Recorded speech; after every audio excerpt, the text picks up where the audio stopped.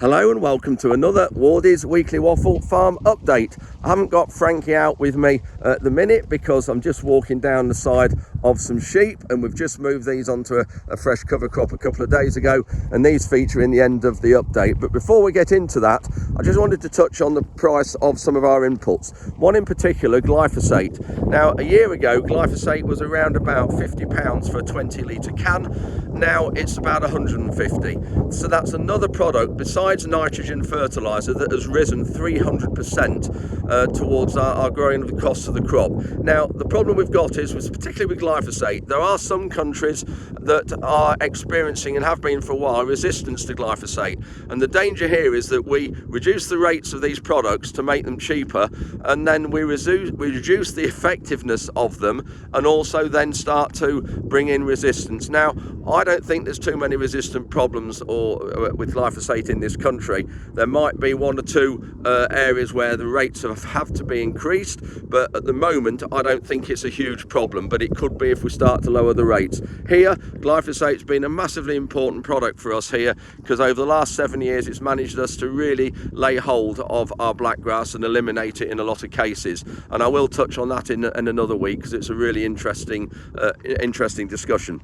Anyway, on to this week's update, and first of all we start off with our Lincolnshire NFU AGM, and we managed to get Charlie Ireland to come and talk to us. Of course, Charlie was from who's been on recently on Clarksons farm, or Cheerful Charlie as he's known, is a Lincolnshire lad, born and brought up here in his family farm only just up the road here, about 10 minutes away, and so I know all of those, and yeah, really good guy Charlie is. So thank you, Charlie, for coming, but also thank you for allowing me to use your slides in this update, because you put some really some good slides about facts and figures of food and farming and the countryside. So thank you, Charlie, and the company Ceres Rural for allowing me to use those. Next in the update, we also feature a little bit about BBC East Midlands. They came over to film to do a live broadcast from the farm here on fly tipping early on in the week, and Rhonda featured in that as well as representing the NFU. We've also had a visit to Househam Sprayers. We're continuing our look at sprayers and seeing where we want to be, and on the sprayer side of it, and which one we want to be going for. We also are featuring our combine winter service. We started to do that this week, and we had a whole day. Ruben had a whole day with it used to be called Platts, but it's now Russells. That's it. It's Russells who bought Platts out a few years ago, and we also feature the sheep behind me. Anyway, hope you enjoy this week's update. We'll crack on with that. Please click like, click subscribe, come back with any questions, and here we go. Sorry, I've also just remembered we had a visit this week from one of my pals who's in Lincolnshire Police Rural Crime Team regarding hair coursing, so I have a little bit of an update on that as well. Anyway, second time, here we go. So tonight we've got the Lincolnshire NFU AGM. Here we go. Hello, Joe. We've got Cheerful Charlie talking to us in a minute. Clarksons farm, we've got about 70 or 80 people here, so it should be a cracking night.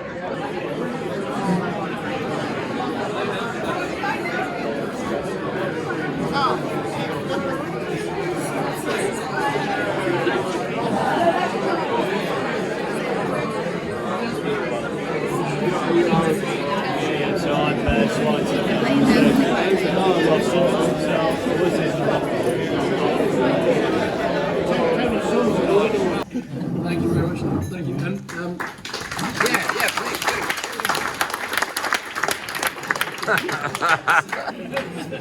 That's it.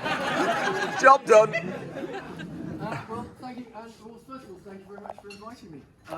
I got a question on the way in. So, do you have any association with Lincolnshire?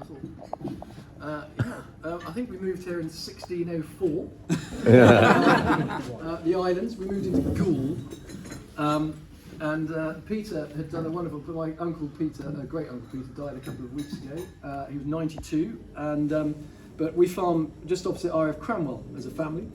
Yeah, grew up, born and raised. Well, I say born and raised. I was born here, and then, like all good farmers' sons from Lincolnshire, I was packed off to school at age 7, and that was probably my exit from the county. Yes. farming family. Grew up. Lots of friends here tonight. Joe, great to see. Haven't seen you for a few years. We're at Sutton Bonning to get together, and some old school friends here as well. So it's really good to be here doing things. If I can get it right, I'm going to point out on this one. But at the moment, this is your wild animals in the world. This is the weight of cattle in the world. And that's what's driving those social, those environmental pressures on food production. And, you know, we're all wrapped up in one food production system. So our beef is compared to Brazilian feedlot beef. And, you know, it's going to be a difficult message to get, but we can do it. Just currently getting set up to record a piece for BBC East Midlands to do with fly tipping. We've had a lot of fly tipping in the area. This is on the edge of our farm up here on scene, which is just so annoying, really frustrating, all this waste. And of course this area is what's known as a triple SI, Site of Special Scientific Interest, and we have the signs there to prove that. So this is a common area where we get all these coming out, which is just an absolute pain in the proverbial. So we're just getting set up to do this for the East Midlands News.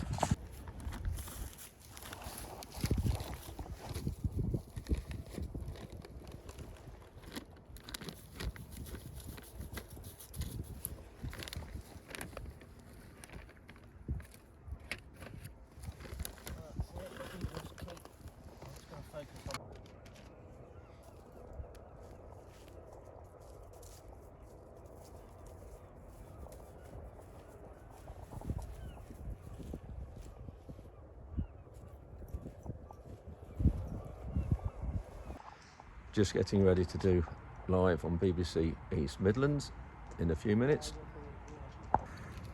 That's it, we've just done the bit on East Midlands News.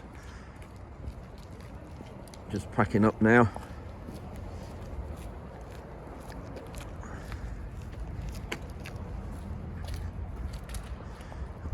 You'll see the fly tipping we have around the area. It's just horrendously bad. But it is over all parts of the country. We just need the government to do far more than they're doing at the minute. With only 10 prosecutions in the whole of last year, just think of the number of heaps of fly tipping that were found. 10 prosecutions is just ridiculous. Just come to Househam Sprayers, have a look around these now, and sun's a bit in my eyes, so I can't see what's behind me, but we're just here for the day to have a look around the sprayer. We've had Househam Sprayers for about 30 years, I think. My father helped set the company up years and years ago when they were a village blacksmith, and we've had a lot to do with Househam when they're in Leadham village, where we farm, but they've moved to Woodhall Spa now, which is about 40 minutes away from Leadham. So we're here for the few hours with Ruben and Tom to have a look round. So we'll go and see the sprayers and look at them being built. This is in the building where they repair and refurbish second-hand machines. And this is the air ride, and these have been going for a few years. Really good machines, robust, bomb-proof machines. This is where the new ones were built. So the engines, what are the engines? So that's a MTU, Mercedes basically. Yeah, and these are the one that goes in the Harrier? Yeah, this is a 240 horsepower 6-cylinder engine. Right, yeah. Single turbo. Yeah. Great torque at lower RPM. Yeah, great. Talk about it now. So this is the new Spirit. Yeah, this is the Spirit, so it's 24 metre, 3,000 litre. Weighs just over 6 tonnes, literally just over 6 tonnes. It's a lightweight machine. Latest cab is the Crash Jaguar cab. And what's the maximum boom width on it? So the maximum boom width is 24 metre. New to this machine over previous Spirits, Bosch Rexroth wheel motors, higher road speed capacity, and TMC spray controller. Yeah. So we brought it into line with the other machines in the range. Nice little compact machine. Interesting, the engine on this one is at the back behind the tank. So your weight distribution, what is it here? So that's dead on 50-50. The weight distribution is exactly 50-50 with the booms out. So no Right. matter what volume's in your tank, Yeah. it doesn't matter. It And carries weight? that in the middle. 6.1 tonne. So it's just light. Yeah. Fitted with 600 tyres, it's one of the lightest footprints on the market. Yeah. Brilliant, yeah. Nice compact little sprayer. So this one is the new air ride, and how long has this one been out? This is the latest air ride. We launched this at Cereals 2021. Very, very popular machine. We're reluctant to change it too much, but certainly, changing the cabin is a big, you're in your cabin. Yes, exactly. Maximum boom width? Up to 28 metres. Right. We do bigger ones. Tank is 3,500 on this, is that the same? This is a 3,500 short chassis. There is an option to go to a 4,000 longer chassis. Right. Or even a 5 and a 6 in. And weight of this empty, roughly? You're talking sort of 6.8 tonne. Right. And the cab on it is a classic Jaguar? Again, it's a classic Jaguar X10 cab. Straight off the forage charges. Right, I'll just a quick look in here.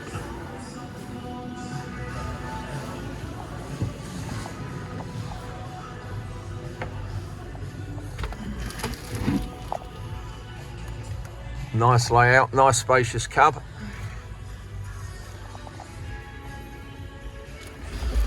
Visibility behind is good because of the engine bay's been chamfered off. On that side. Nice thing is, down here there is actually an oil seal. Yeah. So once you're putting your grease in, the grease can't just fall out and escape. Yeah. It's trapped in there doing its job. Right. Yeah. Yeah. We do an option of remote greasing as well, so by we put the grease nipples just near the step for you. Yeah, that's better. The idea being you're going to. So this is a Harrier chassis in build.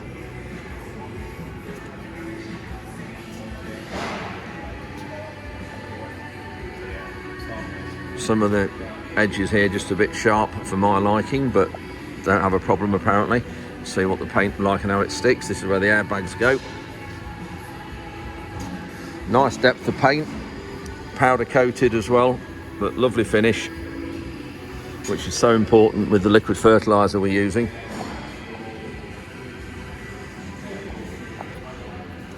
So this is the Harrier that we'd be looking at. This is sold.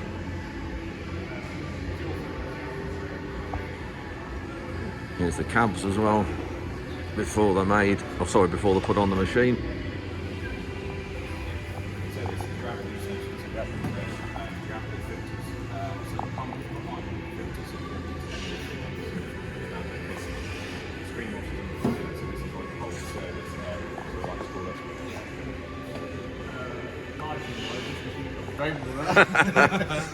Just on about the lid here opening up for the induction hopper, and apparently because I'm a short arse it won't affect me, so that's nice.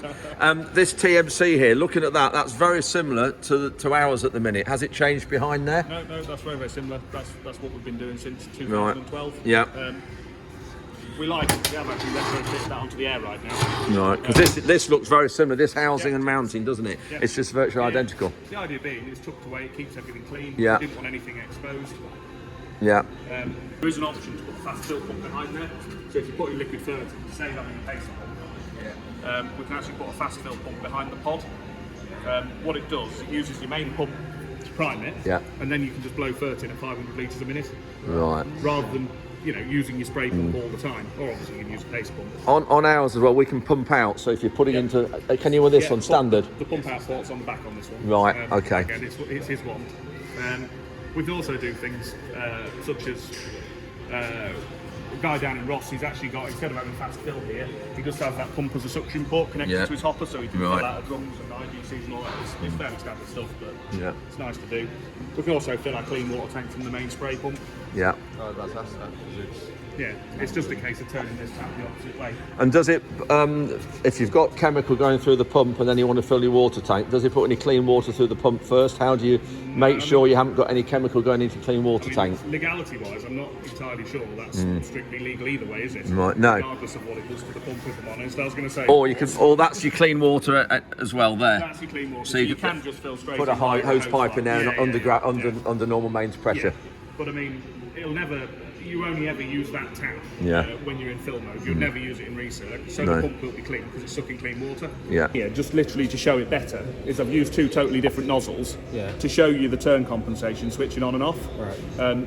So that's an 05, but it's a Guardian Air. That's an 04, it's a Leckler one. What it does, so if I'm going around a tight corner further towards the end of the boom, I'm spraying away merrily on my red nozzle. As my boom speeds up, it switches over with a slight overlap to my brown nozzle. And then as we turn more stunt, it switches both on. That way you're getting the maximum spray coverage. The machine calculates how many litres a hectare you need for your boom to be doing 80 miles an hour. And it works really successfully. It's not switching on and off all the time, it's just on or off. It's just using all of the solenoids. Likewise, on the opposite boom, if this is going slowly, I want to be on my smallest nozzles. Worst case scenario, I want to be on no nozzles, but boom's going backwards, so it turns it off. So it's really, really simple, really clever. This is where the cabs are all put together. This is some of the wiring looms and things. But big improvement in the cab to our sprayer, with this being a class cab. A lot of room, passenger seat, nice good leather seat here with high headrests and things for all the hours you spend in it.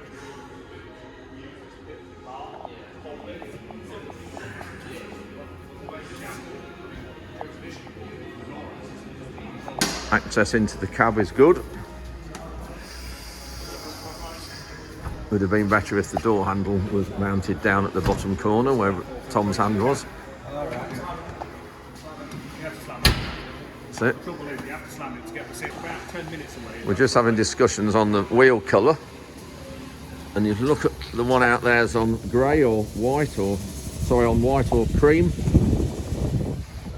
But when you spray these pendimethalins and other chemicals, you never keep the wheels clean, so grey probably is a better option.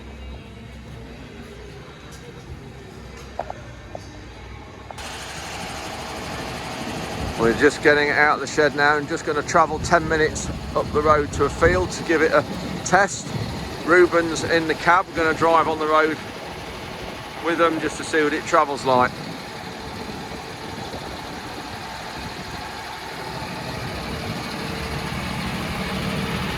I like the way how the step folds up underneath, level. That's really neat.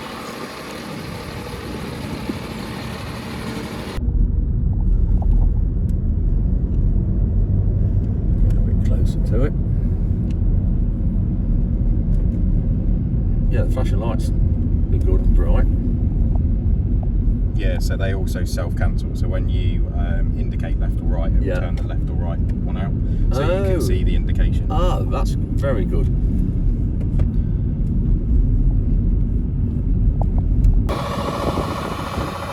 We now got to this stubble field, 2 miles from the factory. Just going to give it a run. The boom's unfolding fairly quickly, which is always good. I think this is a 36 metre one.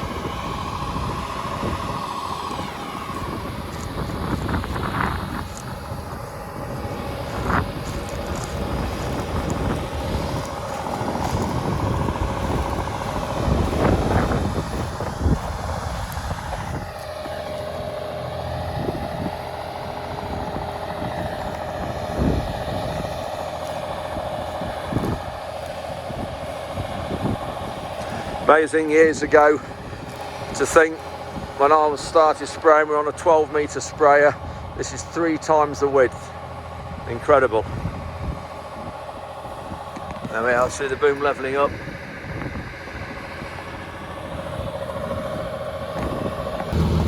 So it's got nice clean lines with the chamfered corners of the engine bay to improve visibility, and the tank. And the whole paint, having the grey and the blue and the white, it all just seems to blend and mix. The engine's on a regen at the minute, that's why it's just a little bit noisy. So on this particular machine, it has the old retro valves in the white boxes inside because the customer, that's what he believes is the most reliable thing. But if you go to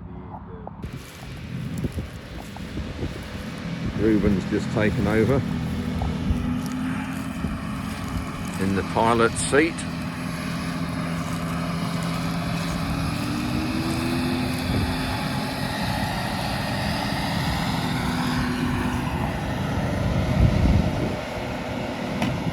I'm not so sure of the boom levelling,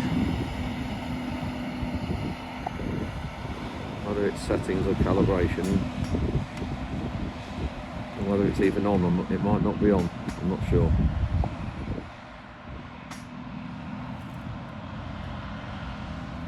I know they were on about switching it off so they could show us the benefits of it.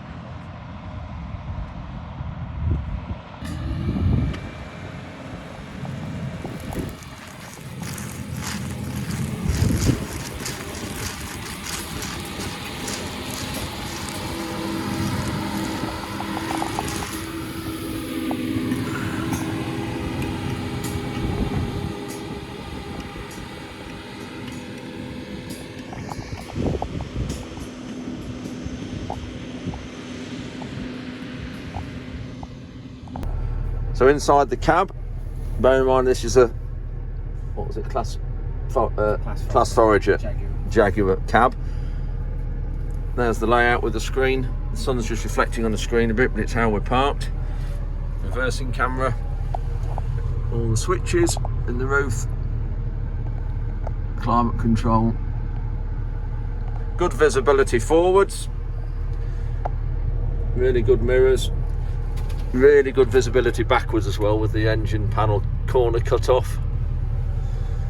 Nice environment, nice and spacious. And a nice passenger seat there under Reuben with a fridge in there. And the fuses, I think, yeah, fuses are all up there, so they're really easily accessible. Yeah, so nice working environment.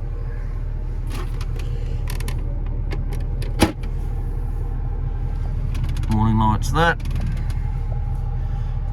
Yeah, good visibility of the boom without a doubt, very good.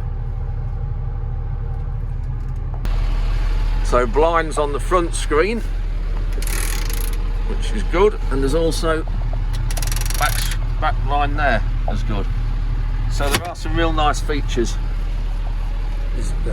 in the cab, and passenger seats good under there, and yep, fridge and things in there.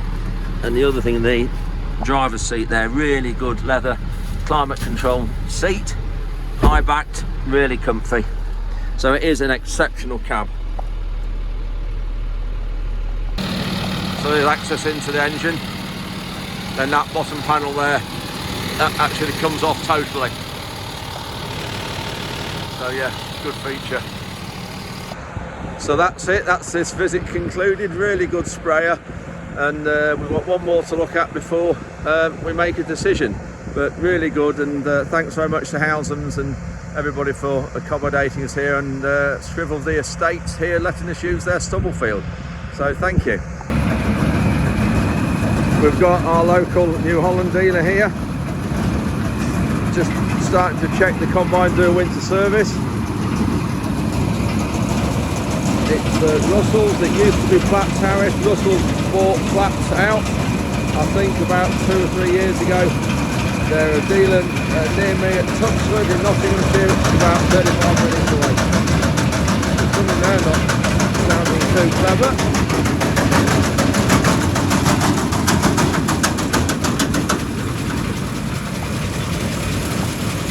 Yeah, I don't know what's going on there. There is a join there, it just wants hammering down, maybe heating with a gas straight and rebolting down.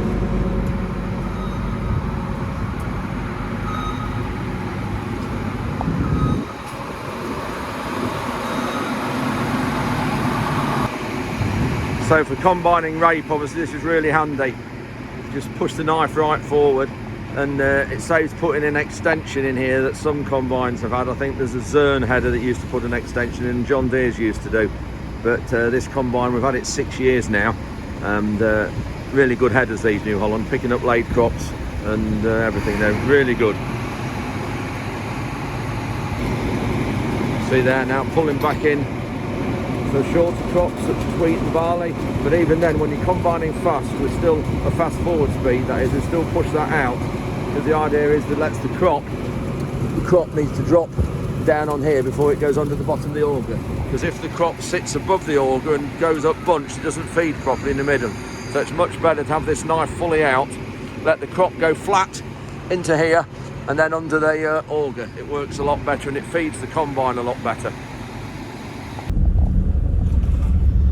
We're just moving the sheep onto another field, and this is first time for us on our heavy land cover crops. So this is the field that we have had in cover crops for 6 years and direct drilling as a trial, and this is the one you often see in my videos and updates. So we don't want to be trampling these very much, so we're going to just hopefully have them on for a day. Frankie, on for a day and then move them again. So it'll be an interesting trial to see how we get on with them.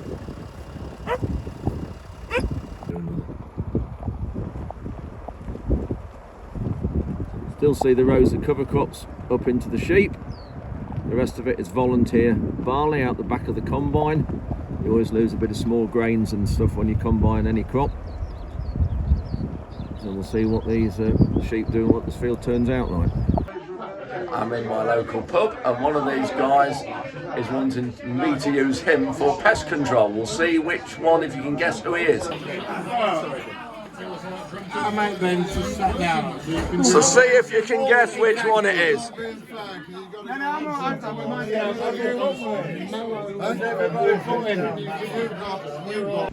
Got a good friend of mine arrived today to see me, PC Martin Green, part of the Lincolnshire rural crime team. So Martin, hair coursing at the minute's been particularly bad. Is it still the same? It was absolutely terrible. You know, the last couple of weeks have been groups of 50 odd men hair coursing and causing damage, 15 vehicles. And then we've obviously got, it's actually dropped off a little bit now.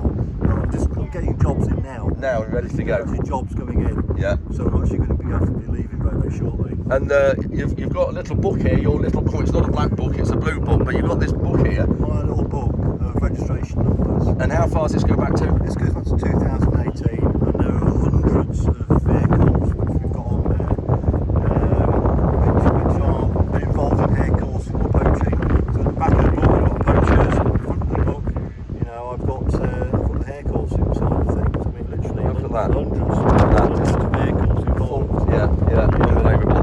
But it's serious, and at the minute there's a lot of vehicles driving around the fields of Lincolnshire at the moment. There was a week or two ago, and making an absolute mess of crops. It's unnecessary. There's a road down the road, and they're driving across the crops. Yeah. And you think, why? Yeah. Why do that? Yeah. And it's just simple, just straightforward criminal damage. Giving two fingers to us, two fingers to the farmer. They don't care about anybody. No, apart right. from having a good day. Yeah. No, well, thank you. Thanks for keeping up the good work. Thank you very much indeed.